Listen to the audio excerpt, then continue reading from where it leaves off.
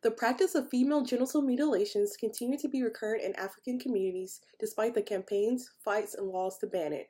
In Cote d'Ivoire, rates of FGM were highest among the Den ethnic group, which also has a high rate of illiteracy at 94.6%. Only 5.4% had a primary and secondary school level education. In order to end the practice of FGM in Cote d'Ivoire, increasing access to education must be the top priority if young girls and women are to understand the laws that protect them against this violence. Literacy is the top vehicle to empower women with information concerning their right to freedom from violence. Efforts to end FGM must start and end with women in these communities. The decision of FGM makers are mainly women. Grandmothers make up 71.6%, mothers 25%, and fathers only make up 3.4% of these decisions.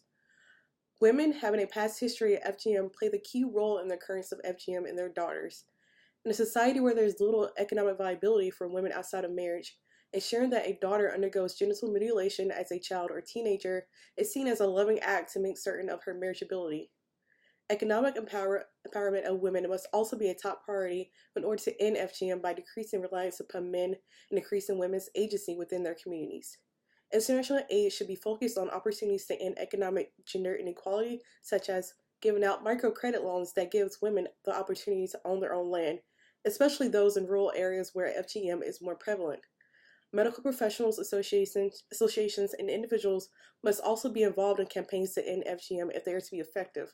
Physicians requested to undertake FGM should explain why they cannot partake in these procedures and educate requesting parents and others about the risks of procedures in unskilled hands and why the procedure is a violation of women's bodily integrity and also a violation of the laws. Physicians can also explain the decline in use of this practice and also explain that it is decreasing as an expectation in more educated communities.